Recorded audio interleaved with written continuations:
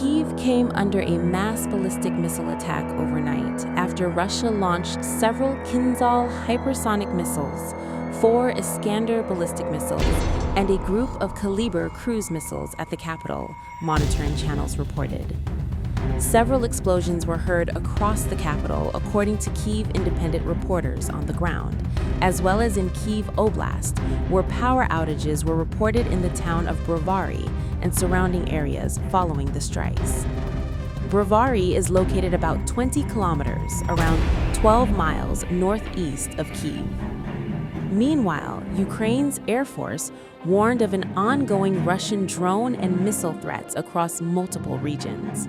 No additional information was available at the time of publication.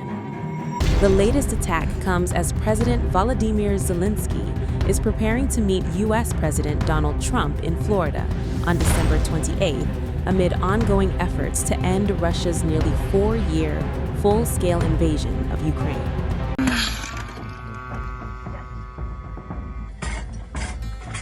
In a series of videos released by the Russian Defense Ministry, Moscow says it has launched a sweeping military response to what it calls Ukrainian terrorist attacks on civilian targets inside Russia. According to the ministry, 1 massive and 5 coordinated strikes were carried out between December 20 and December 26, including the use of Kinzhal hypersonic missiles. Russian officials say the strikes targeted Ukraine's defense industry, energy facilities powering military production, transport hubs, airfields, ports, drone assembly sites, fuel depots, and temporary deployment areas used by Ukrainian forces and foreign fighters. The footage shows precision strikes lighting up the night sky, Moscow framing them as retaliation and as a warning. On the ground, Russian units say they are advancing across multiple fronts. In Zaporizhia, the Defense Ministry reports that forces from the Vostok Group pushed up to 4 kilometers deep, taking control of the settlement of Kosovtsevo and surrounding territory, creating what Moscow calls a new bridgehead for further offensive operations. Video released by the ministry shows Russian troops moving through the area, securing positions, and raising flags over what they say is newly captured ground. In the Kupiansk direction, loitering munitions strike what Russia describes as a temporary Ukrainian infantry deployment area. Drone footage shows explosions ripping through positions, part of what the ministry calls a sustained campaign to degrade Ukrainian manpower and logistics. Air defense systems are also prominently featured. Crews operating Tor M2 and OSA AKM systems are shown tracking and intercepting incoming threats. The Defense Ministry says Ukrainian drones and missiles were shot down over several directions, with air defense units on constant alert.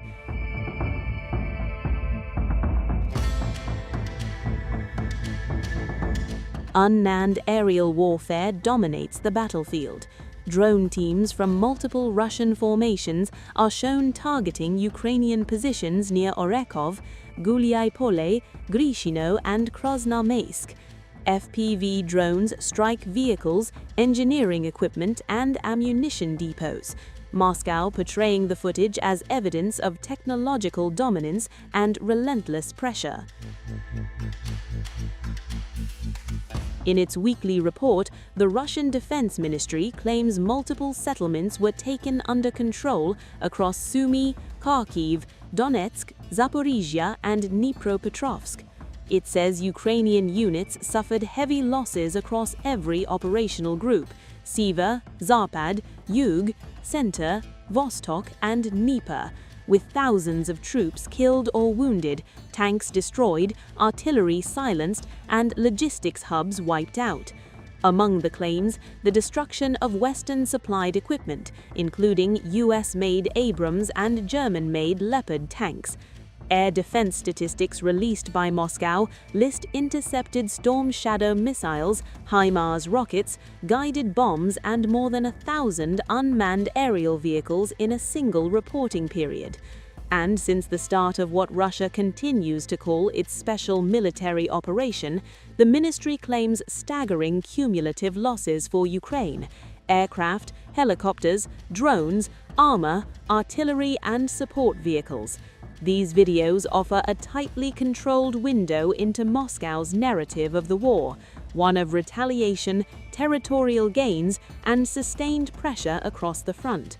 But as the fighting intensifies and claims mount on all sides, the reality on the ground remains contested, and the conflict shows no sign of slowing down as the year draws to a close.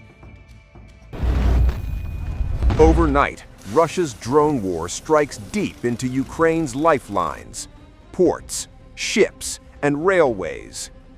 Southern Ukraine and the country's northwest came under sustained attack as Russian drones hit critical civilian infrastructure.